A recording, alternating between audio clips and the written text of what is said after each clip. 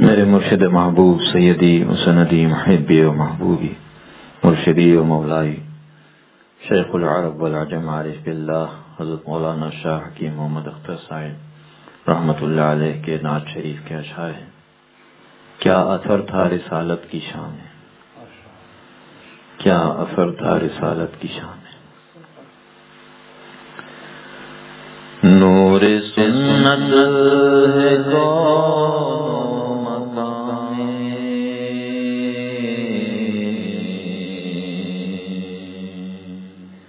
نور سنت ہے کون و مقام،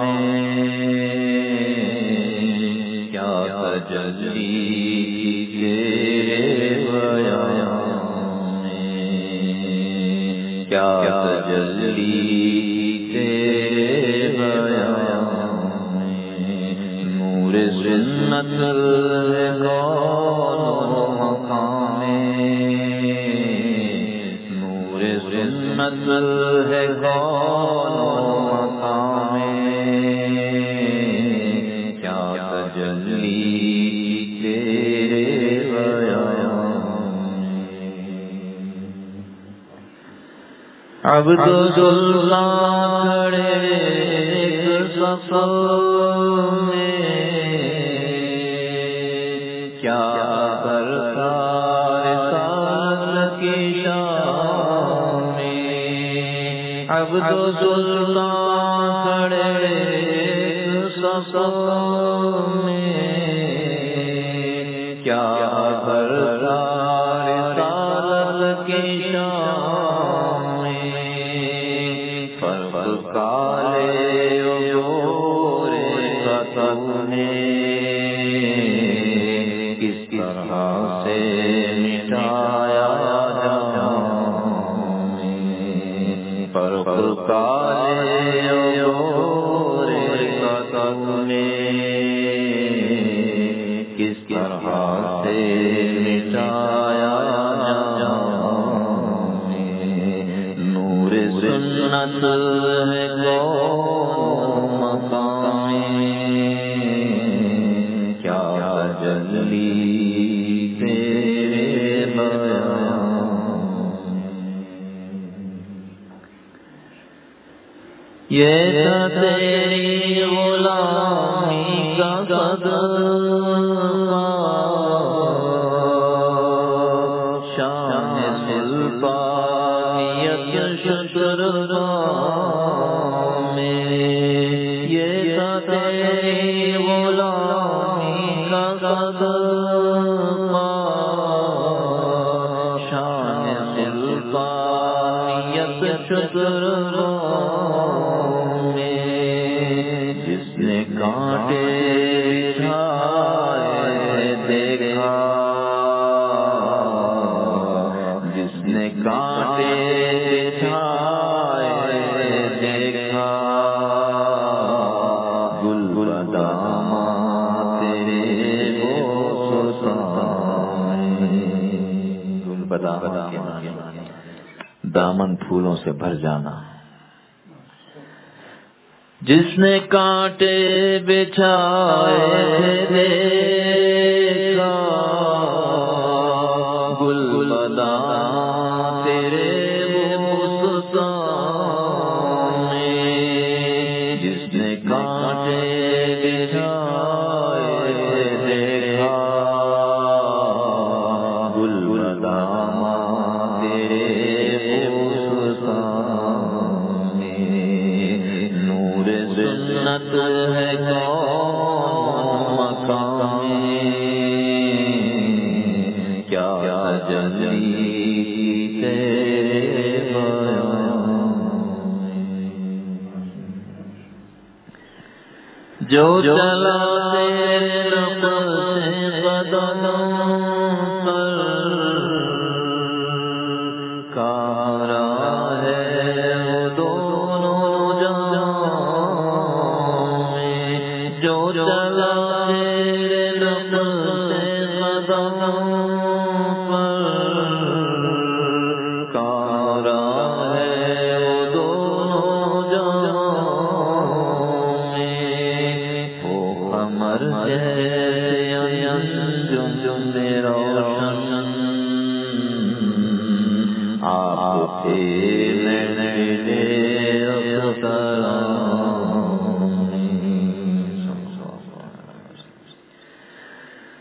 جو چلا تیرے نقش قدم پر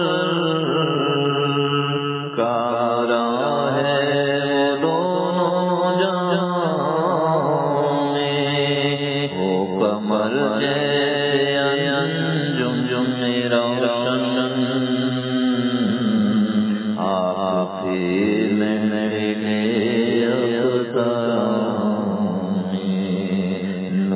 سنت ہے کون مقام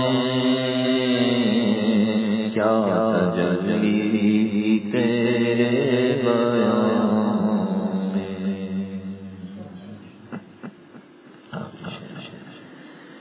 آپ کی شان بے انتہا کس طرح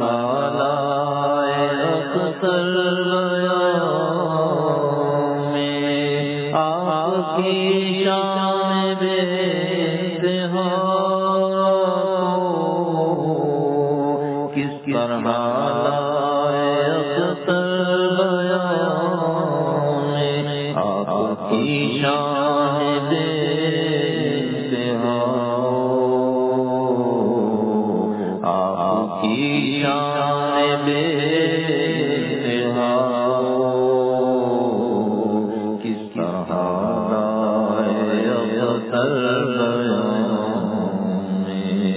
نور سنت ہے کون مقام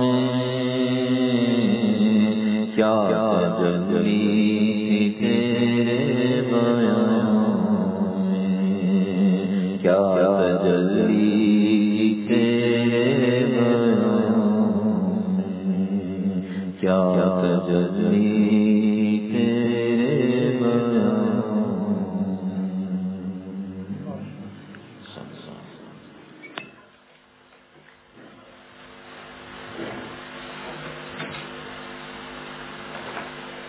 رمضان المبارک کی آمد ہے۔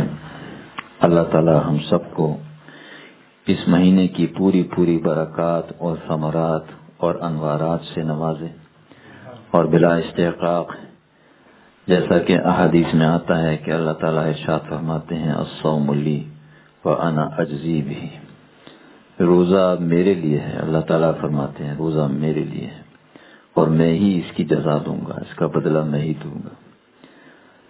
بعض لوگ جیسے پہلے عرض کیا تھا کہ فکر مند رہتے ہیں، کچھ پریشان سے رہتے ہیں، کیونکہ ہم صحابہ کے واقعات پڑھتے ہیں، اولیاء کرام کے واقعات پڑھتے ہیں، سنتے ہیں، تو ہمیں بھی شوق پیدا ہوتا ہے، اور شوق ہونا بھی چاہیے کہ ہم ویسا ہی رمضان گزاریں جیسے اصحاب کرام رضوان اللہ علیہم اجمعین کا ذوق و شوق تھا، عبادت تھی، طاعت تھی، اولیاء کرام کی ایسی عبادات، تو اس میں زیادہ پریشان نہیں ہونا چاہیے۔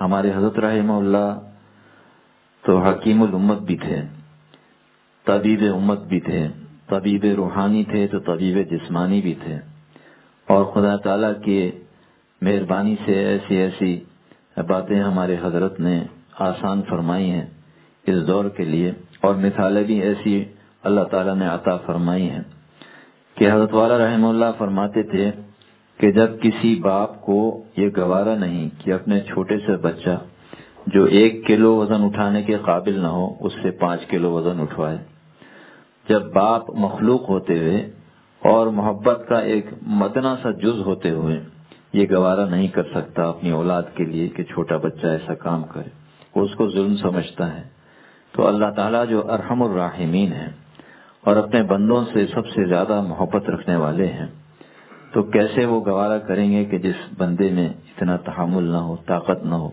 وہ اپنی طاقت اور تحمل سے زیادہ کام کرے۔ اور ہمارے حضرت رحمہ اللہ فرماتے تھے کہ ایک پہلوان آدمی 1000 دفعہ اللہ اللہ کرے، اور ایک ضعیف بوڑھا یا بیمار آدمی 100 مرتبہ اللہ اللہ کرے، تو اس کا 100 مرتبہ اللہ اللہ کرنا پہلوان کے 1000 سے بھی زیادہ بڑھ سکتا ہے۔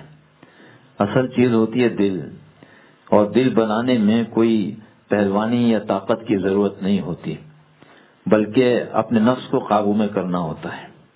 تو ہمیں اپنا دل بنانا چاہیے، ہماری نیت بہترین ہونی چاہیے، دل میں اخلاص ہونا چاہیے، دل میں محبت ہونی چاہیے، ذوق و شوق ہونا چاہیے۔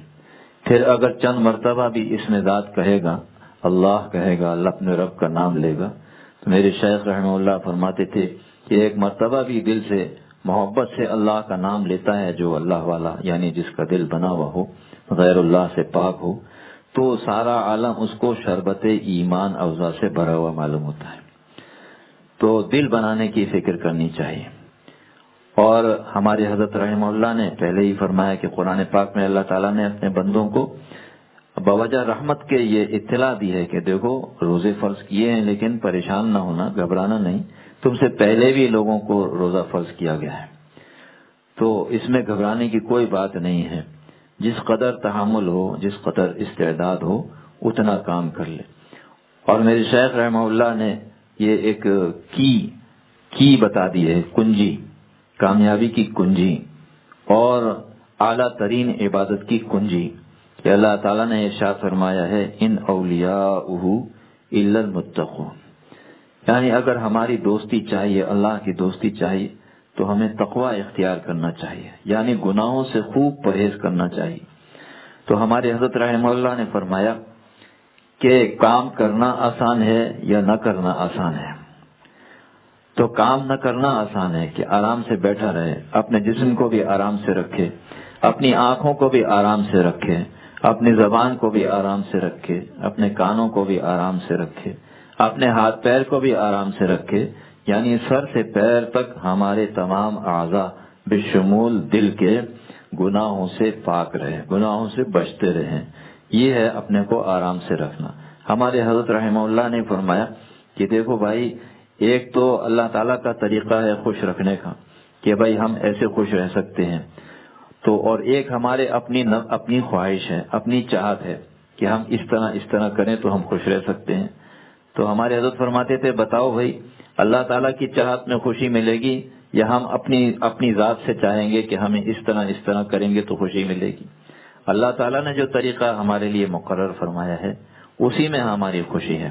اور اللہ تعالیٰ کو خوش رکھنا، ہمارے حضرت فرماتے تھے کہ جو زمین والا آسمان والے کو خوش رکھتا ہے، آسمان والے کے ذمے ہے کہ وہ زمین والے کو خوش رکھے۔ اللہ نے خوش رکھنے کا ذمہ اپنا لیا ہوا ہے، رزق کا ذمہ اپنا لیا ہوا ہے، یہ سب ہمارے اختیار میں نہیں۔ ہمارے اختیار میں وہ کام ہیں جو اللہ تعالیٰ کو خوش رکھنے کے لیے اور رسول اللہ صلی اللہ علیہ وسلم نے، اللہ تعالیٰ نے اور رسول اللہ صلی اللہ علیہ وسلم نے ہمیں بتلائے ہیں۔ بس ہمارا کام یہ ہے اختیاری، باقی سب کام ان کا ہے۔ خوش رکھنا ان کا کام ہے، رزق دینا ان کا کام ہے، صحت دینا ان کا کام ہے۔ تو غرض یہ کہ اس مہینے کے اندر ہمارے حضرت رحمہ اللہ نے سب سے زیادہ زور اسی بات پر دیا ہے، اور تقوی سے رہنا بہترین عبادت ہے، سب سے اعلیٰ عبادت ہے۔ بار بار اس حدیث شریف کا تکرار ہو چکا ہے کہ آپ صلی اللہ علیہ وسلم نے حضرت ابو ہریرہ رضی اللہ تعالیٰ عنہ کو یہ نصیحت فرمائی، یا ابا ہریرہ اتق المحارم تکن اعبد الناس۔ ذرا ہم غور کریں کہ عبادت میں تو ہمارا ذہن یہی کہتا ہے کہ بھائی کچھ کام کرنا پڑے گا، کچھ اللہ کرنا پڑے گا، کچھ تلاوت کرنی پڑے گی، بے شک کرنی پڑے گی، لیکن یہ کام جو عبادات مثبتہ میں سے ہیں یہ تحمل اور استعداد کے مطابق ہم کر لیں۔ اور باقی جو گناہ سے بچنا ہے، کیونکہ اس میں کوئی جسمانی مشقت نہیں، ضعیف سے ضعیف آدمی بھی آنکھ بچا سکتا ہے، ہلکا سا پردہ اللہ نے لگا دیا ہے کہ اس میں نہ اٹھنا پڑتا ہے نہ کوئی مشقت کرنی پڑتی ہے۔ ہاں نفس پر مشقت ہوتی ہے، دل پر مشقت آتی ہے، ہمارے جو نفس کے اندر در بگاڑ ہے، اس واسطے ہمیں نظر کی حفاظت مشکل معلوم ہوتی ہے، زبان کی حفاظت مشکل معلوم ہوتی ہے، کانوں کی حفاظت مشکل معلوم ہوتی ہے، رسومات سے بچنا مشکل معلوم ہوتا ہے، لیکن حقیقت میں یہ مشکل کام ہے نہیں، بلکہ انتہائی آسان بھی ہیں، اور دین انتہائی سہل ہے۔ لیکن تھوڑا بہت محنت کر کے، مشقت کر کے اگر ہم اپنے نفس کو قابو میں کر لیں اور اس کی کچھ تربیت اور اصلاح کا کام کر لیں تو یہ کام پھر آسان ہوتے چلے جاتے ہیں۔ پھر آسانی کے بعد مزیداری بھی شروع ہو جاتی ہے. چند روزے جہد کن باقی بخن. تھوڑے دن کی محنت کر کے اس نفس کی اصلاح ہو سکتی ہے، اور پھر اس نفس کی اصلاح جب ہو جائے گی تو گناہوں میں ہمیں چین نظر ہی نہیں آئے گا، گناہوں میں ہمیں موت نظر آئے گی، گناہوں سے ہمیں نفرت ہو جائے گی. جب کسی انسان کو مثلا ایک بیمار آدمی ہے، اس کو کوئی غذا ڈاکٹر منع کر دیتا ہے، مثلا بلڈ پریشر کے مریض کو ڈاکٹر نمک کھانے سے منع کرتا ہے، جب اس کو یقین ہو جاتا ہے کہ نمک میرے لیے نقصان دہ ہے تو اب اس کو نمک کا شوق ہی نہیں رہتا، بلکہ نمک سے بچنا، خود دل سے بچنا چاہتا ہے کہ بھائی نمک نہیں کھانا ہے. تو یہی بات نفس کی اصلاح میں ہے کہ اگر ہم اپنے نفس کی اصلاح کر لیں، صحیح راستے پر اس کو لے آئیں، تو پھر انشاءاللہ تعالی گناہوں سے بچنے میں وہ محنت نہیں کرنی پڑے گی، گناہوں سے نفرت ہی پیدا ہو جائے گی اور نیکیوں ہی کا ذوق و شوق پیدا ہو جائے گا انشاءاللہ تعالی. تو عبادات مثبتہ میں جتنا تحمل ہو، استعداد ہو. الحمدللہ ہمارے بزرگوں نے، ہمارے مشائخ نے جو معمولات یومیہ بتلائے ہیں، دعائیں بتلائی ہیں، ماشاءاللہ سے وہ عام دنوں کے لیے بھی اور رمضان المبارک کے مہینے کے لیے بھی کافی وافی ہیں. اگر وہ بھی ہم پورے کرتے رہیں، تھوڑی سی تلاوت کر لی پابندی کے ساتھ، اور مناجات مقبول جو دعاؤں کا، ہمارے حضرت رحمہ اللہ نے فرمایا کہ رمضان المبارک میں خدا تعالیٰ روزے داروں کے اعزاز میں اپنے حمد و تعریف کرنے والے فرشتوں کو فرماتے ہیں کہ تم میری تسبیحات کو چھوڑ دو، بلکہ میرے روزے دار بندوں کی دعاؤں پر آمین کہو. اللہ اکبر. کیا اعزاز ہے کہ اللہ تعالیٰ نے اپنے معصوم فرشتوں کو، معصوم مخلوق کو ہماری دعاؤں پر آمین کہنے والا بنایا ہے. اب بتائیے کہ ہم مناجات مقبول سے کتنی پہلو تہی کرتے ہیں، دعاؤں کا اہتمام نہیں کرتے ہیں تو اس کو سبق کی طرح پڑھ لیتے ہیں. بھائی تھوڑا دل بھی لگانا چاہیے، دعاؤں کے اندر اس کا مفہوم سمجھ لیا جائے تو انشاءاللہ دل بھی لگنے لگے گا، اور پوری امید سے، اللہ تعالیٰ کی رحمت سے پوری امید کے ساتھ کہ ہمیں ضرور ملے گا. اگر دنیا میں وہ چیز نہ ملی اس کا بدل مل جائے گا، بدل نہ ملا تو مصیبت کوئی ٹل جائے گی، مصیبت نہ ٹلی آخرت میں ضرور ضرور خدا تعالیٰ بڑے غیور ہیں. قرآن پاک میں اللہ تعالیٰ کا نام شکور بھی آتا ہے. شکور جو ہے وہ اس کے معنی مفہوم یہ بھی ہیں کہ قدردان، بہت زیادہ قدر کرنے والا، اور اس کے معنی یہ بھی ہیں کہ الذی یعطی اجر الجزیل علی العمل القلیل، کہ تھوڑے عمل پر بہت زیادہ جزا دینے والے. یہ شکور کی تعریف ہے. تو اللہ تعالیٰ چھوٹے چھوٹے اعمال کی بڑی قدر کرتے ہیں اور کسی نیکی کو ضائع نہیں فرماتے. ان اللہ لا یضیع اجر المحسنین، نیکوکاروں کی نیکیوں کو اللہ تعالیٰ ضائع نہیں فرماتے. قیامت کے دن بھی یہاں جو نیکیاں کی ہیں، ہمارے حضرت رحمہ اللہ فرماتے ہیں کہ ایک مرتبہ بھی کسی نے اللہ کہہ دیا، قیامت تک اس کا نور باقی رہتا ہے، قیامت تک نور اس کا باقی رہتا ہے. مگر ہوتا کیا ہے کہ بھئی ہم اپنے نفس کی باتوں میں آ کر، بہکاوے میں آ کر، شیطان کے بہکاوے میں آ کر ہم ادھر ادھر ہو جاتے ہیں. تو ہوتا یہ ہے کہ نیکیوں کا پلڑا جو ہے وہ ہلکا رہ جائے خدا نہ خواستہ، اور گناہوں کا، غفلت کا، لاپرواہی کا پلڑا بھاری ہو جاتا ہے. تو بھئی پھر اس کو توبہ و استغفار کر کے اللہ نے ہمیں یہ بھی اختیار دیا ہے. نبی پاک محمد مصطفیٰ پیارے حبیب صلی اللہ علیہ وسلم کے صدقے میں ہمیں کیا کیا نعمتیں ملی ہیں کہ کتابوں میں لکھا ہے کہ پچھلی امتوں میں جب کوئی گناہ کرتا تھا تو اس کی سزا ملتی تھی، سزا کے بغیر وہ گناہ معاف نہیں ہوا کرتا تھا، کچھ نہ کچھ مال ایثار کرنا پڑتا تھا یا اور کوئی سزا ملتی تھی تب جا کے معاف ہوتا تھا. لیکن نبی کریم صلی اللہ تعالی علیہ وسلم کے اعزاز اور اعجاز میں اللہ تعالیٰ نے اس امت کے لیے زبانی توبہ کو بھی قبول فرمانے کا وعدہ فرمایا ہے کہ زبان سے ہم معافی مانگ لیں. ہاں البتہ جو حقوق، اہل حقوق کے حق رہ گئے ہیں، کسی کا مال رہ گیا ہے، کسی کا قرض کی ادائیگی رہ گئی، وہ تو دینا پڑے گا. لیکن گناہ جو ہم کرتے ہیں حقوق اللہ میں سے، تو وہ اللہ تعالیٰ زبانی توبہ سے، یعنی جو توبہ کی 3 شرائط ہیں اس کے ساتھ ہم توبہ کریں، دل سے ارادہ کریں ندامت کے ساتھ کہ آئندہ گناہ نہیں کریں گے، اللہ تعالیٰ نہ صرف معاف فرما دیتے ہیں بلکہ اپنا محبوب بھی بنا لیتے ہیں. تو ضرورت اس بات کی ہے کہ ہم رمضان شریف میں خاص طور پر اس بات کا دھیان رکھیں کہ تھوڑی سی تلاوت کی پابندی، چونکہ کلام پاک کو اس مہینے سے بہت ہی خاص نسبت ہے، بہت ہی خاص، کیونکہ اسی مہینے میں نازل ہوا. حکیم الامت رحمہ اللہ نے اپنے واعظ میں فرمایا ہے کہ قرآن پاک کا آخر عشرے میں نازل ہونا تو یہ اخیر عشرے کی بڑی زبردست اہمیت اور قیمتی اس کو بنانے والی چیز ہے کہ اس عشرے کے اندر قرآن پاک نازل ہوا، اور خاص طور سے جو ہے وہ اگر شب قدر بھی ہو تو پھر اور بھی زیادہ قیمتی کہ اس میں شب قدر بھی ہے۔ اب اس سے یہ دونوں عشرے جو پہلے کے ہیں یہ دونوں عشرے ملے ہوئے ہیں اس زمانے سے، تو اس سے ملے ہوئے ہونے کی نسبت سے پورے کے پورے رمضان کو بڑی ہی اہمیت حاصل ہے، بہت ہی قیمتی رمضان شریف ہو گیا یہ۔ تو اس کے ہر لمحے کی اللہ تعالی ہمیں قدر کی توفیق عطا فرمائے۔ تو اس میں تلاوت کو جو ہے خاص تعلق ہے، اور کلمہ شریف کے تکرار کو خاص تعلق ہے، اور استغفار یعنی جہنم سے پناہ مانگنا اور اللہ تعالیٰ سے جنت کا سوال کرنا۔ حکیم الامت نے ایک قصہ لکھا ہے حضرت طلحہ رضی اللہ تعالیٰ عنہ کا کہ ایک مرتبہ اپنے باغ میں نماز پڑھ رہے تھے تو ایک پرندہ کہیں سے آ گیا اور وہ پھرانے لگا، ادھر ادھر پھرنے لگا، تو اس کو نکلنے کا کوئی راستہ نہیں مل رہا تھا کیونکہ ان کا باغ بہت ہی گنجان تھا۔ تو دل میں نماز کے دوران ہی ان کو یہ خیال آ گیا کہ یہ میرا باغ کس قدر قیمتی اور اہم ہے اور اتنا اچھا ہے، اتنا گنجان ہے کہ اس سے پرندہ بھی نکل نہیں پا رہا۔ بس یہ خیال آتے ہی اچانک ان کو تنبیہ ہوئی، اور پھر انہوں نے خیال کیا کہ بھئی نماز کے اندر میں کہاں دل لگا رہا ہوں، اپنے اللہ سے میں غافل ہو گیا، بس بے چین ہو گئے۔ ہماری طرح نہیں کہ بھئی موٹے موٹے گناہ کر کے ہم پی جاتے ہیں، کوئی خبر ہی نہیں ہے۔ وہ حضرات ایسے نہ تھے، ایک لمحہ خدا تعالیٰ سے غفلت ان کو برداشت نہ تھی، بس فوراً ہی رسول اللہ صلی اللہ علیہ وسلم کی خدمت میں حاضر ہوئے اور عرض کیا کہ یا رسول اللہ صلی اللہ علیہ وسلم ایسا ایسا معاملہ ہے اور میں یہ باغ جو ہے اللہ کے راستے میں دینا چاہتا ہوں۔ پورے کا پورا باغ انہوں نے اللہ کے راستے میں صدقہ کر دیا۔ یہ معاملہ ہے کہ خدا تعالیٰ سے غفلت ان حضرات کی نظر میں دونوں جہان کی سلطنت سے بھی زیادہ یعنی کھو دینے سے زیادہ نقصان دہ تھا۔ دونوں جہان کی سلطنت جو ہے کھو دینا ان کے لیے آسان تھا، لیکن خدا تعالیٰ سے غفلت ہونا جو ہے وہ ان کو منظور نہ تھا۔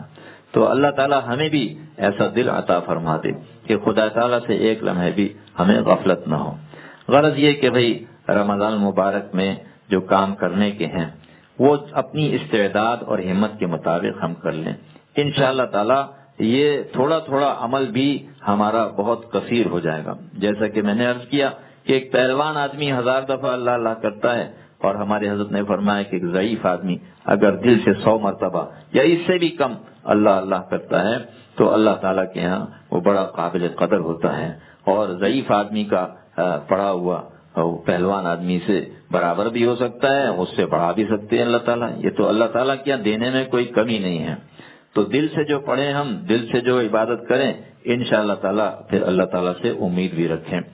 بس کرنے کا کام یہ ہے کہ بھئی ہم نہ کرنے والے کام نہ کریں، ان سے ہم بہت ہی زیادہ ہمت کے ساتھ بچیں، خصوصاً نگاہ کی حفاظت۔ یہ نفس پر بڑا مشکل کام ہے، اور اب اس نے جو ہے یہ اسمارٹ فون نے یہ بڑا کام جو ہے یہ مزید مجاہدہ اس میں کر دیا ہے۔ اب جو اسمارٹ فون کی صورتحال ہے فی زمانہ بھئی اس میں یہ ضروریات کے اندر داخل ہوتا چلا جا رہا ہے۔ اب گھریلو خواتین بھی جو ہے اس کے بغیر رہنا ان کو سمجھ میں نہیں آ رہا۔ خدا کرے کہ ہماری سمجھ میں آ جائے کہ کرنے والے کام کیا ہیں۔ اگر آپ کوئی ادھر سے دین کی بات آئی ادھر واٹس ایپ کر دیا، وائرل کر دیا، تو اگر آپ نے یہ نہیں کیا تو آپ کی کوئی پکڑ نہیں ہوگی، ہماری کوئی پکڑ نہیں ہوگی، یہ کوئی فرض کام نہیں کہلائے گا۔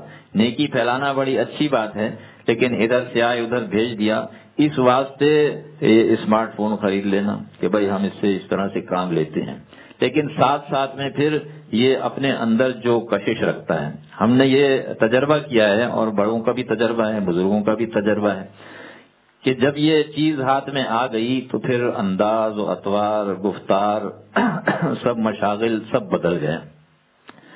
یہ دیکھنے میں آ رہا ہے کہ اچھے لوگ جو ہے جو کہتے ہیں نا کہ جب کیچڑ زیادہ ہوتا ہے تو ہاتھی بھی پھسل جاتا ہے، اچھے خاصے سیدھے سادے رہنے والے لوگ جو ہے وہ اس کے اندر طرح طرح کے مشاغل میں مبتلا ہو جاتے ہیں۔ پھر آہستہ آہستہ غفلتوں کا دور شروع ہو جاتا ہے۔ بظاہر شروع میں لگتا ہے کہ بھئی ہم اس سے بڑا اچھا کام لے رہے ہیں، نیک کام لے رہے ہیں، لیکن پھر آہستہ آہستہ یہ خفیہ زہر جو ہے یہ رگ و پے میں اترتا چلا جاتا ہے۔ تو جو بہت ہی زیادہ اپنے اوپر بھائی قابو رکھتا ہو وہ رکھتا ہو، لیکن تجربے میں یہی بات آ رہی ہے کہ اچھے اچھے لوگ جو ہیں پھر آخر میں اس میں مبتلا ہو جاتے ہیں۔ کوئی کہانیوں میں مبتلا ہو گیا. اب کہانیوں کا مسئلہ بھی یہی ہے کہ بھائی کہانیاں ویسے تو بڑی اچھی لگتی ہیں. ہمارے گھر میں بتایا کہ بھائی ایک کوئی کہانی نکلی تھی کسی عورت کی، اس نے جو ہے وہ بڑی ماڈرن تھی، اور وہ بھائی کون باتیں کر رہے ہیں، آواز نہ نکالو بیٹا. تو باتیں وہ جو ہے بڑی ماڈرن عورت تھی، اور اس نے پھر کس طرح سے اس نے شرعی پردہ شروع کر دیا. تو لوگ اس ناول کو بڑے شوق سے پڑھ رہے ہیں.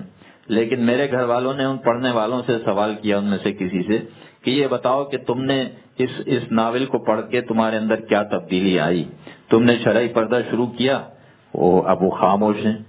تو بات یہ ہے کہ اللہ اور رسول کی باتوں میں تو نور ہی نور ہے، لیکن ناول لکھنے والوں کے دل میں کیا ہے یہ خدا ہی بہتر جانتا ہے. ہمارے حضرت میر صاحب رحمہ اللہ کی بات ہے، وہ حضرت والا ہی کی بات ہوتی ہے. شروع میں جو ہے ہمیں تو سمجھ ابھی بھی نہیں آئی، خدا تعالیٰ سمجھ دے دے، نیک عقل سلیم عطا فرما دے، کہ حضرت منع فرماتے تھے. بہت سے لوگ آتے تھے، حضرت تو اس میں حرج کیا ہے کہانیاں پڑھنے میں، ناول پڑھنے میں. تو ہمارے حضرت میر صاحب رحمہ اللہ فرمایا کرتے تھے کہ حضرت والا رحمۃ اللہ علیہ فرماتے ہیں کہ جس شخص کے دل میں دین ہوتا ہے، اللہ کی محبت کی شمع جل رہی ہوتی ہے، اس سے انگریزی بھی پڑھو تو نور پیدا ہوگا. اور جس آدمی کے دل میں ظلمت ہے، اندھیرا ہے، عقائد کی خرابی ہے، گمراہی کی ظلمت ہے، گناہوں کی ظلمت ہے، اس سے دین بھی پڑھو گے تو ظلمت پیدا ہوگی. اب یہ کہانیاں، ان کی پلاٹنگ اور ان کا جو پورا پلاٹ ہوتا ہے، وہ ایک آدمی کی اپنی ذہنیت ہوتی ہے، تصور ہوتا ہے. اب اس کے ذہنیت سے جو لوگ میچ رکھتے ہیں، طبیعتیں سے ملتی ہیں، تو اس کے پلاٹ کو پسند کرتے ہیں. مگر وہ یقینی تو نہیں ہے کہ یہ سب بات صحیح ہے، لیکن اللہ اور رسول کا راستہ بالکل سچا اور سیدھا ہے، اس میں کوئی ٹیڑھپن ہو ہی نہیں سکتا. تو اس لیے جب بھی ہم ہمارا دل چاہے، صحابہ کے واقعات پڑھنا چاہیے، بہشتی زیور سے نیک بیویوں کے حالات پڑھنے چاہیے، اور بزرگوں کے حالات پڑھنے چاہیے. ہمارے حضرت دامت برکاتہم تو فرماتے ہیں کہ ملفوظات، بزرگوں کے ملفوظات کو پڑھنا چاہیے، بہت زیادہ زور دیتے ہیں. اپنے بزرگوں کے بیانات سننا چاہیے. تو شروع میں جو ہے وہ شیطان کہے گا کہ بھائی تھوڑا سا یہ تفریح بھی تو ہونی چاہیے. میں یہی عرض کر رہا تھا کہ اگر ہمارے نفس کو ہم قابو میں کر لیں اور اس پر تھوڑی سی محنت کر لیں، پھر ہمیں یہ جھوٹی کہانیوں، تصوراتی، تخیلاتی چیزوں کے اندر مزہ ہی نہیں آئے گا. ہم کہیں گے کہ یار کیا بکواس ہے یہ، کیوں ہم فضول وقت ضائع کر رہے ہیں. اور ذہنوں کی جو ذہنیت ایک انسان کی ہے، اس نے اپنی ایک کہانی لکھ دی اور اس کے پیچھے ساری بلڈنگ بن گئی ہے. ہوا کے اندر 50 منزلہ بلڈنگ بن گئی. ان کا حال یہی ہے. اور حقیقت کیا ہے کہ اگر اللہ اور رسول کی باتوں میں ہم دلچسپی لیں، اور اگر شروع میں نہ بھی ہو لیکن ہم اس پر چلیں، تو انشاءاللہ تعالیٰ تھوڑے عرصے کے بعد جو ہے ہماری حقیقی پراپرٹی بننی شروع ہو جائے گی، جو آخرت ہے. آخرت بنانے کی فکر ہونی چاہیے، آخرت کی جائیداد بنانے کی ہر دم فکر، ہم وقت فکر رہنی چاہیے، اور اللہ تعالیٰ سے تعلق خاص نبھانے کی، خاص تعلق کرنے کی ہم وقت فکر اور ہر دم جستجو رہنی چاہیے. حکیم الامت رحمہ اللہ کا یہ قول اپنے بزرگوں سے سنا ہے کہ تم جہاں کہیں بھی رہو، اللہ کی محبت میں بے چین رہو، جہاں کہیں بھی ہو. یہ ہے جینے کا طریقہ، یہ ہے جینے کا قرینہ کہ ہم ہر وقت اللہ تعالیٰ کی محبت میں بے چین رہیں، اور اس سے تعلق بڑھانے کے اندر بے چین رہیں کہ اس کی کوئی انتہا تو ہے نہیں. تو جس قدر بھی زیادہ قرب ہوتا جائے گا، ہمارے حضرت رحمہ اللہ فرماتے تھے کہ اختر ہماری درد پسندی کی انتہا، اختر ہماری درد پسندی کی انتہا، ہے وصل مگر دل تو تڑپتا ہے آج بھی، ہے وصل مگر دل تو تڑپتا ہے آج بھی. تو اللہ تعالیٰ ہمیں اپنے تعلق کے خاص تعلق کی ہمیں جستجو، اور اللہ تعالیٰ اس کی فکر ہمیں نصیب فرمائے، اور اپنا خاص تعلق ہم سب کو نصیب فرمائے. تو جب یہ محنت ہم کریں گے انشاءاللہ تعالیٰ، یہ جھوٹے ناول، جھوٹی کہانیاں، یہ تفریح ہماری، پھر اللہ تعالیٰ کا نام لینا ہماری تفریح ہوگی، اس سے ہمیں فرحت ملے گی، اس سے ہمیں خوشی ملے گی. بزرگوں کے متعلق کتنے واقعات آتے ہیں کہ کتنی کم ان کی غذا ہوتی ہے، بہت کم غذا. ہمارے حضرت میر صاحب رحمہ اللہ کے بارے میں شاید میں پہلے بھی عرض کر چکا ہوں کہ کھانے کا اتنا اہتمام فرماتے تھے، اتنا اہتمام فرماتے تھے، ایک ایک چیز ناپ تول کر کے حضرت کے یہاں کھانا بنتا تھا، اور ذرا بھی کوئی چیز اونچی نیچی ہوتی تو حضرت کو ناگوار گزرتی کہ بھئی ہم نے ایسا بتایا تھا، ایسا کیوں کیا؟ نہ تو تبدیلی ہونی چاہیے ہوتی تھی اور نہ ہی اس میں کمی بیشی منظور تھی۔ اہتمام تو اتنا تھا، اتنے اہتمام سے پکواتے تھے، اور الحمدللہ ہمیں بھی اللہ تعالیٰ کی توفیق سے یہ موقع ملا، لیکن ہم نے دیکھا کہ حضرت جیسے ہمیں فرماتے تھے اگر ہم نے اس میں 19-20 کر دیا اپنی طرف سے تو جو ہے وہ حضرت کو پسند نہیں آتی تھی وہ چیز۔ ہمیں تو حضرت نے بے انتہا محبت سے رکھا، لیکن بعض لوگوں کو حضرت نے ناراضگی کا بھی اظہار کیا کہ میں نے یہ بتایا تھا تو تم نے ایسے کیوں کیا؟ تو ہمیں بڑی حیرت ہوتی تھی، اور ہم یہ سمجھتے تھے کہ حضرت کھانے کے بڑے شوقین ہیں۔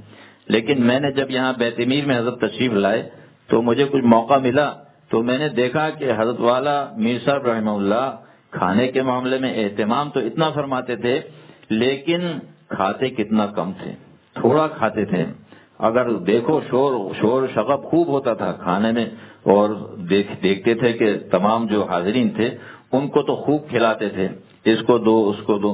وہ منظر آج بھی آنکھوں کے سامنے گزرتا ہے کہ ماں نے بھی کیا محبت کی ہوگی، باپ نے بھی کیا محبت کی ہوگی جو ہمارے حضرت نے ہم سے محبت فرمائی۔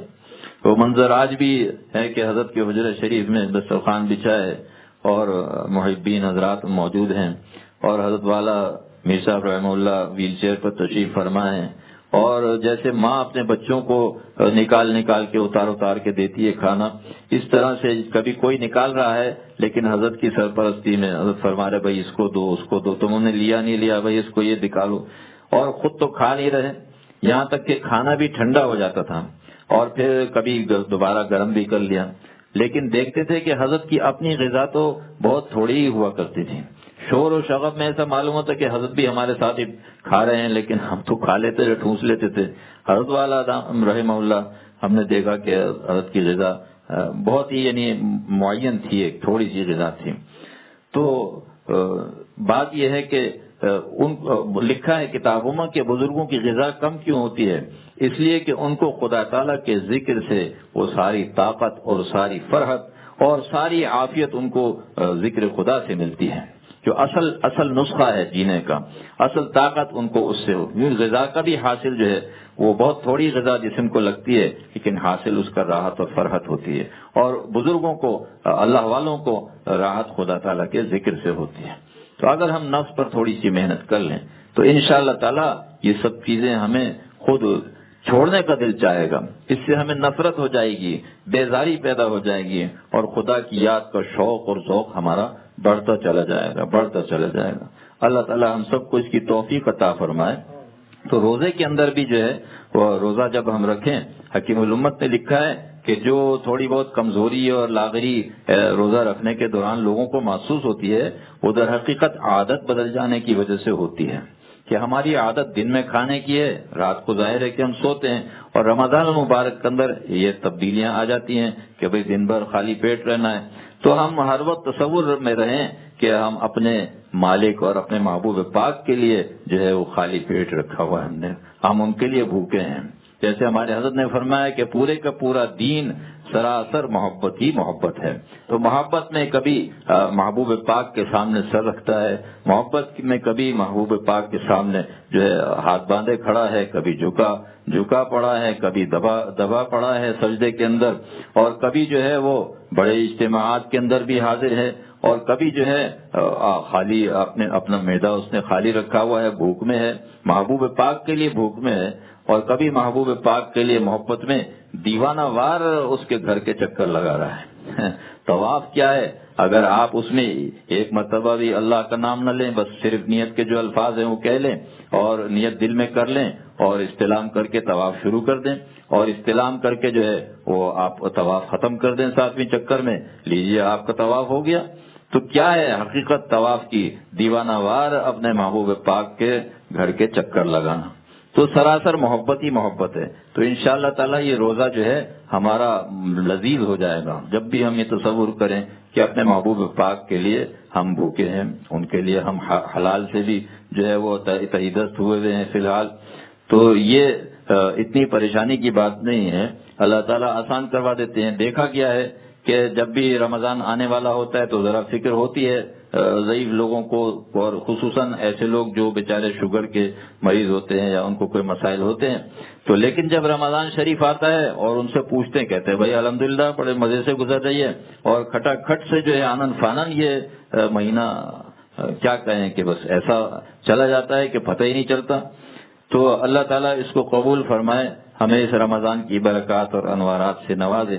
تو کرنے کے کام خاص طور سے یہ ہے کہ میں بہت ہی دردمندانہ خود کو بھی نصیحت کرتا ہوں اور سب دوستوں کو نصیحت کرتا ہوں کہ اسمارٹ فون سے اس مہینے کے اندر بہت زیادہ بچنے کی فکر کی جائے، ہو سکے تو اس کو بند ہی کر کے رکھ دیں، اور جو ہے وہ جن لوگوں کے پاس ہے اور جن لوگوں کے پاس نہیں ہے انہوں نے اس کو خیر بات کہہ رکھا ہے، تو وہ تو بڑے ہی مبارک لوگ ہیں، اور جن کے جو اپنی ضرورت سے رکھتے بھی ہیں تو وہ کوئی گناہ کی چیز تو گناہ تو نہیں ہے، لیکن اس سے بہت بچنے کا اہتمام ضروری ہے، خصوصاً خواتین کو، کیونکہ ان کے کوئی معاش کے مسائل نہیں ہوتے عام طور پر، تو ان کو اس سے کافی دور رہنا چاہیے۔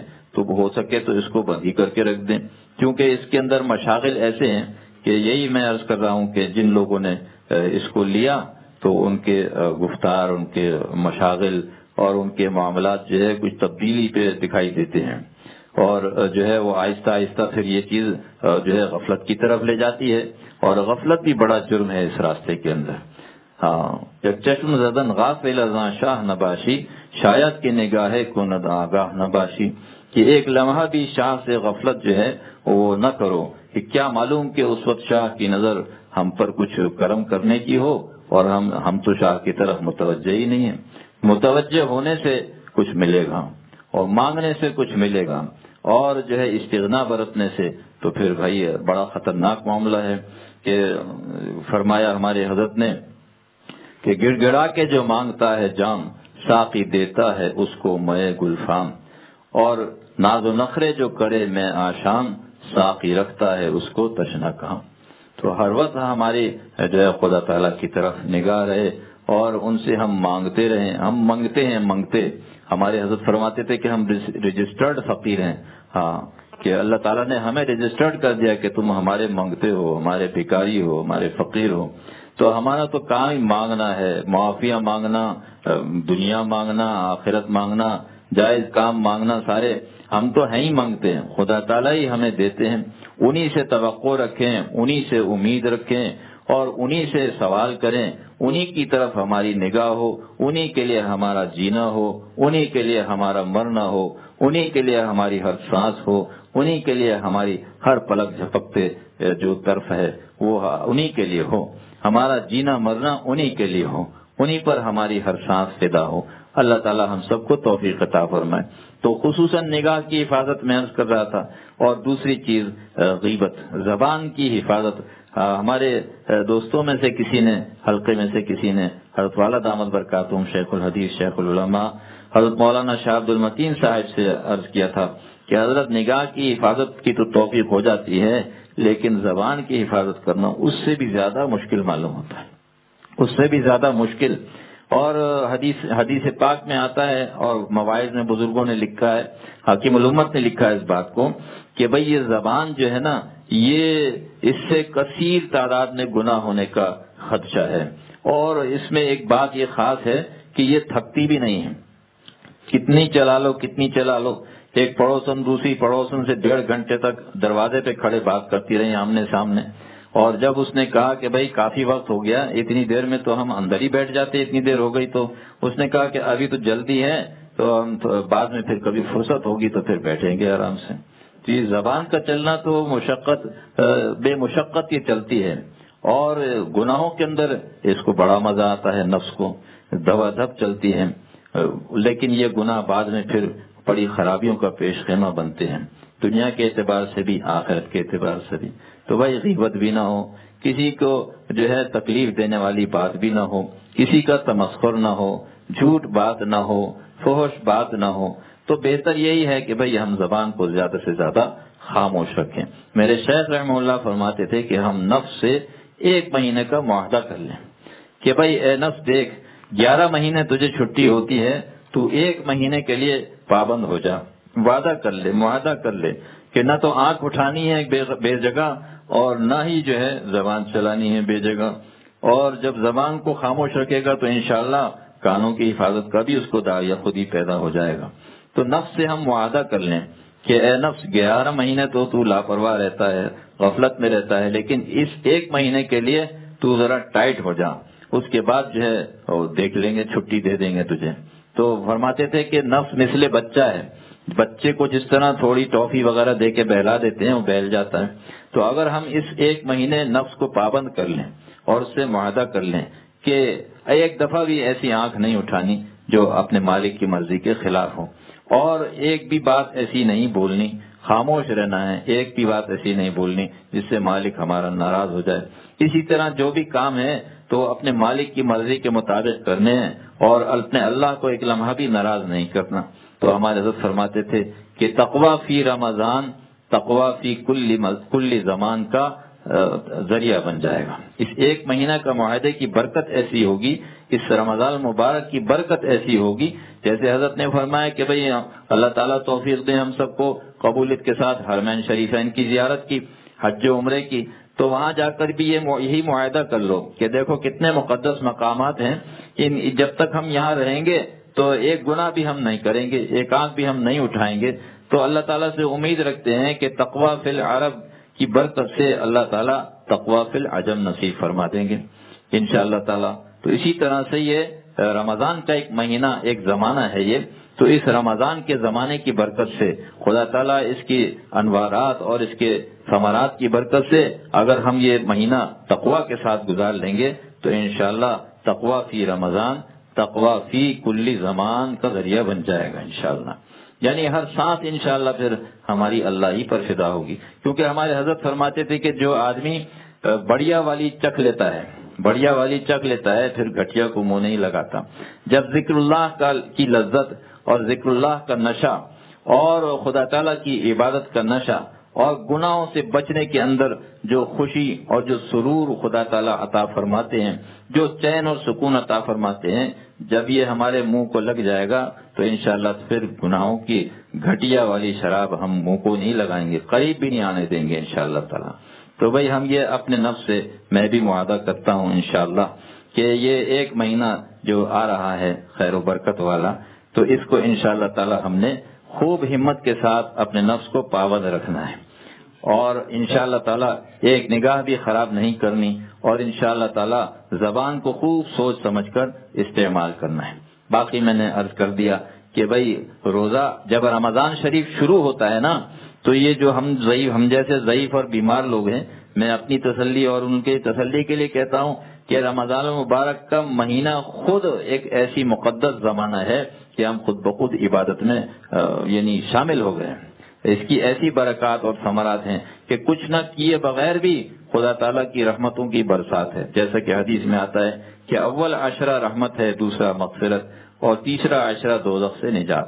اور خدا تعالیٰ لاکھوں کی تعداد میں ہر روز کبھی افطار پہ، سحری پہ اور راتوں کے اندر کتنے لاکھ، کتنی روایت آتی ہیں، اتنے 10 لاکھ اور اس سے بھی زیادہ اور اس سے بھی زیادہ مسلمانوں کی مغفرت فرماتے ہیں، خود ہی مغفرت فرماتے ہیں۔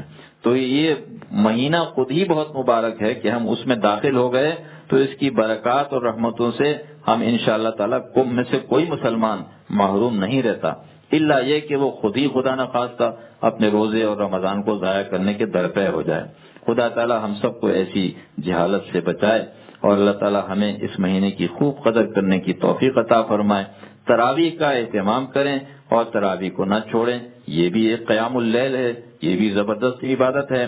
اور حدیث پاک میں آتا ہے کہ جو شخص عشاء کی نماز جماعت سے پڑھ لے اور فجر کی نماز جماعت سے پڑھ لے، اور خواتین کے لیے ظاہر ہے کہ یہ کہ اپنے اپنے وقت پر وہ پڑھ لیں انشاءاللہ تعالیٰ، تو ان کو پوری رات عبادت کا ثواب ملتا ہے۔ اور حکیم الامت نے فرمایا ہے کہ اگر کوئی ان مبارک راتوں میں جو مقدس راتیں آ رہی ہیں، مبارک راتیں، اول تو ہر شب جو ہے شب قدر بدانی، کہ اگر ہم قدر کریں تو ہماری زندگی کا ہر لمحہ بے حد قیمتی ہے۔ بس یہ مقدس راتیں جو ہیں اگر ان میں تھوڑی سی بھی عبادت ہم کر لیں تو انشاءاللہ تعالیٰ اس کی برکات اور رحمتوں سے محروم نہیں رہیں گے۔ لیکن حکیم الامت نے عجیب بات لکھی ہے، فرمایا کہ دیکھو کہ ایک رات 1000 مہینوں سے افضل ہے، بہتر ہے۔ اب کتنی بہتر ہے یہ خدا ہی بہتر جانتے ہیں کہ کتنی بہتر ہے. تو فرمایا کہ اگر پوری رات بھی اپنی جان لگا کر ہم جاگ لیں تو بھائی یہ کوئی کم قیمت رات ہے کیا؟ کہ اگر پوری جان لگا کر بھی اگر ہمیں شب قدر مل جائے تو کتنا سستا سودا ہے. ایک رات میں ہم نے 1000 مہینے لگا دیے. سبحان اللہ.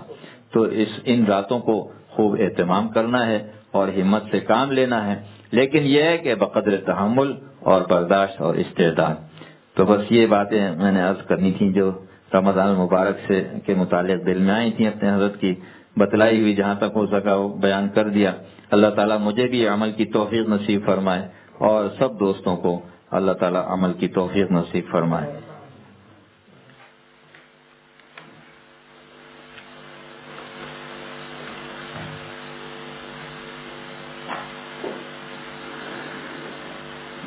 عن ابی ہریرہ رضی اللہ تعالی عنہ ان رسول اللہ صلی اللہ علیہ وسلم قال اللهم اجعل رزق آل محمد قوتا وفی روایت کفافا متفق علیہ.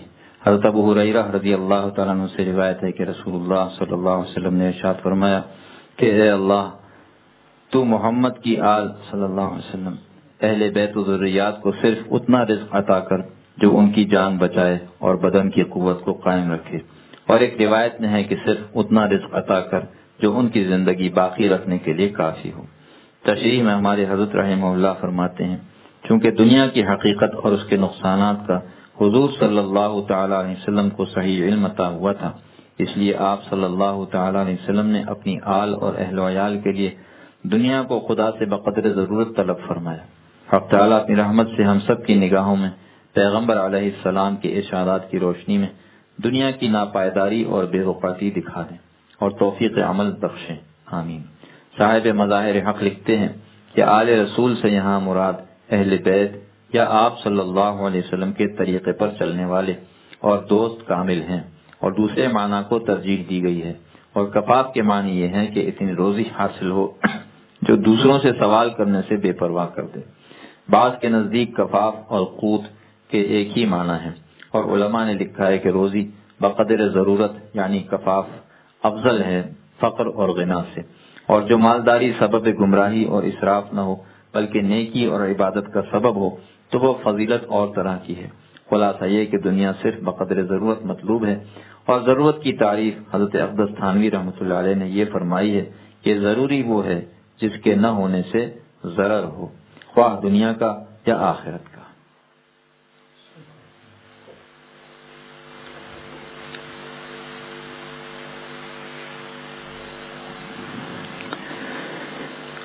پیارے نبی صلی اللہ تعالی علیہ وسلم کی پیاری سنتوں میں کھانے کی چند سنتوں کا بیان ہے. دسترخوان بچھانا، دونوں ہاتھ گٹوں تک دھونا، بسم اللہ بلند آواز سے پڑھنا، داہنے ہاتھ سے کھانا، کھانے کی مجلس میں جو شخص سب سے زیادہ بزرگ اور بڑا ہو اس سے کھانا شروع کرانا، کھانا ایک قسم کا ہو تو اپنے سامنے سے کھانا، اگر کوئی لقمہ گر جائے تو اٹھا کر صاف کر کے کھا لینا، ٹیک لگا کر نہ کھانا، کھانے میں کوئی عیب نہ نکالنا، اور جوتا اتار کر کھانا کھانا.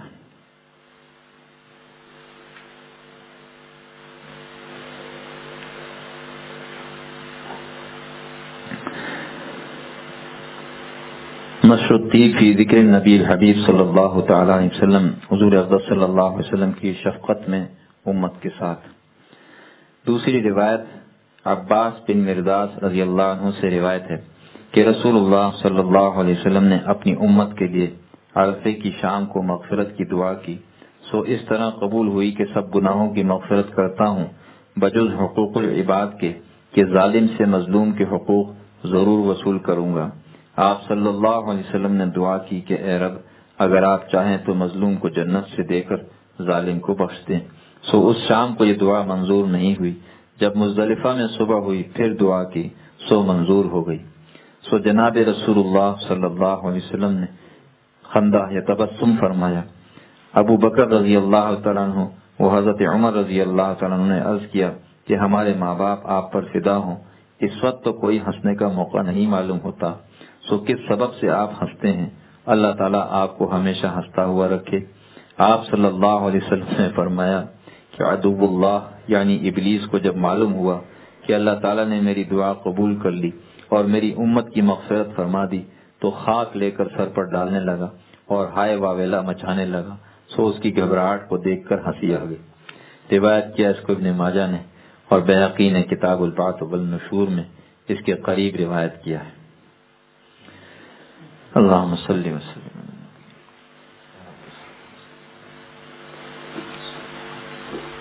الحمدللہ رب العالمین وصلی اللہ علی النبی الکریم برحمتک یا ارحم الراحمین۔ الہ العالمین جو کچھ عرض کر دیا اس میں جو کوتاہی ہو اللہ اپنے کرم سے معاف فرما دے، اور اللہ اس میں جو اچھی باتیں ہیں اے اللہ مجھے بھی اس پر عمل کرنے کی توفیق عطا فرما، اور سب دوستوں کو، ہمارے گھر والوں کو، اور اللہ سب مسلمانوں کو عمل کی توفیق نصیب فرما۔ اللہ اپنا خاص تعلق ہم سب کو نصیب فرما۔ اللہ یہ دنیا کی زندگی بڑی محدود ہے، اللہ ہمیں اس کی قدر کی توفیق نصیب فرما دے۔ اللہ اس کے لمحات کی قدر ہمیں قدر کرنے کی توفیق عطا فرما دے۔ اے اللہ اپنا خاص تعلق ہم سب کو نصیب فرما دے۔ اللہ اپنے اخص الخواص میں ہم کو شامل فرما لے۔ اے اللہ اپنے اخص الخواص میں ہمیں شامل فرما لے، ہمارے گناہوں کی مغفرت فرما دے، گناہوں سے بچنے کی توفیق عطا فرما دے، ہر گناہ سے بچنے کی توفیق عطا فرما، اور اے اللہ ہر گناہ کو ہمارے معاف فرما دے۔ اے اللہ گناہوں سے نفرت اور دوری عطا فرما دے، اللہ گناہوں سے بہت نفرت بہت دوری عطا فرما دے۔ اللہ نیکیوں کا ذوق و شوق عطا فرما دے، اے اللہ نیکیوں کا ذوق و شوق عطا فرما دے۔ الہ العالمین الہ العالمین ہم میں سے جو بیمار ہیں ان کو صحت کاملہ عاجلہ مستمرہ عطا فرما۔ اے اللہ جو بے روزگار ہیں ان کو آسان حلال اور بابرکت روزی عطا فرما۔ تمام بے روزگاروں کو اللہ آسان حلال بابرکت روزی عطا فرما، ہمارے روزیوں میں خوب برکت اور وسعت اور کشادگی عطا فرما۔ ہر مسلمان کو اللہ خوشحالی عطا فرما۔ اے اللہ تنگی سے، فقر سے اے اللہ آپ کی پناہ چاہتے ہیں، اے اللہ ہمیں پناہ عطا فرما دے، خوب وسعت عطا فرما دے، خوب برکت عطا فرما دے۔ اے اللہ حلال 100% حلال کی توفیق عطا فرما، ایک لقمہ بھی حرام سے اللہ ہم سب کی حفاظت فرما۔ اور اے اللہ جن بچوں کی شادی نہیں ہوئی، نکاح نہیں ہوئے، اے اللہ ان کو جلد از جلد نیک اور اچھے بہترین اللہ والے رشتے، محبت والے رشتے عطا فرما کر اے اللہ ہم سب والدین کی آنکھوں کو ٹھنڈا فرما دے۔ اے اللہ تمام جائز مقاصد میں ہم سب کو بامراد فرما دے۔ اللہ ہماری دنیا بھی بنا دے، آخرت بھی بنا دے۔ اے اللہ رمضان المبارک کا جو مہینہ ہے اے اللہ اس کی قدر کی توفیق نصیب فرما دے۔ اے اللہ ہم سب کے لیے آسان بھی فرما دے، اللہ اس میں سب کو خوب لوٹنے کی توفیق عطا فرما۔ اللہ اپنی رحمتوں کی آبشار برسا دے، اللہ برکتوں کی آبشار برسا دے۔ اے اللہ اپنے انعامات کی آبشار برسا دے، اے اللہ اپنے انعامات کے خزانے برسا دے۔ اے اللہ خوب لوٹنے کی توفیق عطا فرما۔ اے اللہ پورے ماہ رمضان اور پوری زندگی اے اللہ کامل تقوی والی حیات ہم سب کو نصیب فرما، خوب تقوی کے ساتھ اس مہینے میں اور عام دنوں میں بھی پوری زندگی رہنے کی توفیق عطا فرما۔ اللہ اپنے خاص دوستوں میں ہمیں شامل فرما لے، اپنی مہربانی سے بلا استحقاق ہماری نیکیوں کو قبول فرما لے۔ اے اللہ ہماری ٹوٹی پھوٹی عبادتوں کو اپنے فضل سے اچھا بنا کر لیپا پوتی کر کے اللہ قبول فرما لے۔ اے اللہ قبول فرما لے۔ اے اللہ جو بھی بھائی بہن جس کے دل میں کوئی جائز حاجت ہو اللہ اس کو پورا فرما اور اس کی پریشانی کو دور فرما۔ کسی پر قرض ہو اللہ اس کے قرض کی ادائیگی فرما دے، اور اللہ جس کا پیسہ کسی نے کھایا ہو اے اللہ اس کے پیسے ادا کرنے کی توفیق عطا فرما دے۔ جس کے ذمہ بھی کوئی حق ہو کسی کا اے اللہ اس کے حقوق کو یہیں ادا کرنے کی توفیق عطا فرما دے۔ اے اللہ آخرت میں مواخذہ نہ فرما۔ اے اللہ ہمارا کوئی گناہ ایسا نہ ہو جس کو آپ بخشے نہیں۔ اے اللہ ہمارے ہر گناہ کی بخشش فرما دے۔ اے اللہ ہماری 100% مغفرت فرما دے۔ اپنی رضا کامل ہم سب کو نصیب فرما۔ اے اللہ خوشیاں ہی خوشیاں نصیب فرما، غموں سے ہم سب کی حفاظت فرما۔ اے اللہ غموں سے حفاظت فرما۔ اے اللہ مصیبتوں سے، حادثات سے، بلیات سے، مہلک بیماریوں سے میرے گھر والوں کی اور سب دوستوں کی، ان کے گھر والوں کی اور ہر مسلمان کی حفاظت فرما۔ اللہ دنیا میں جہاں کہیں بھی مسلمان مظلوم ہیں، ستائے جا رہے ہیں اے اللہ غیب سے ان کی مدد و نصرت فرما۔ اے اللہ غیب سے ان کی مدد و نصرت فرما، اور اے اللہ ان مسلمانوں کی کو عزت اور شوکت عطا فرما، اسلام کا بول والا فرما، اور جو دشمنان اسلام اور دشمنان مسلمان ہیں اے اللہ اگر ان کی مقدر میں ہدایت نہیں اے اللہ ان کو ذلتناک شکست سے دوچار فرما، اے اللہ ان کے غرور اور طاقت کے نشے کو توڑ دے، چکنا چور کر دے، اللہ ان کی بیڑوں کو غرق کر دے، اے اللہ ان کو دلیل اور خوار کر دے، اے اللہ مسلمانوں کو اور اسلام کو عزت و شوکت نصیب فرما، اللہ پوری امت کو اے اللہ سچی توبہ کرنے کی توفیق عطا فرما، اللہ گناہوں سے توبہ کرنے کی توفیق عطا فرما، اے اللہ پیارے نبی صلی اللہ علیہ وسلم کے طریقوں پر چلنے کی توفیق عطا فرما، سنتوں کا عشق ہمیں عطا فرما، اللہ اپنی محبت اور معرفت اور رسول اللہ صلی اللہ علیہ وسلم کی محبت جیسی ہونی چاہیے، اے اللہ ہم سب کو عطا فرما، اے اللہ ہم سب کو عطا فرما، اے اللہ پیارے نبی صلی اللہ علیہ وسلم کے نقش قدم پر چلنے کی توفیق عطا فرما، اے اللہ طریقہ اکابر نصیب فرما، اے اللہ اپنے اکابر کے طریق پر جینا اور مرنا نصیب فرما، اللہ اپنے اکابر کے طریق پر جینا اور مرنا نصیب فرما، اے اللہ اپنے اکابر کے طریق پر جینا اور مرنا نصیب فرما، اللہ جو مانگا اپنے کرم سے وہ بھی عطا فرما دے، جو نہیں مانگا مانگنا چاہیے تھا اے اللہ اپنے کرم سے وہ بھی عطا فرما دے، ربنا تقبل منا انك انت السميع العليم وتب علينا انك انت التواب الرحيم، سبحان ربك رب العزة عما يصفون وسلام على المرسلين والحمد لله رب العالمين وصلى الله على النبي الكريم برحمتك يا ارحم الراحمين۔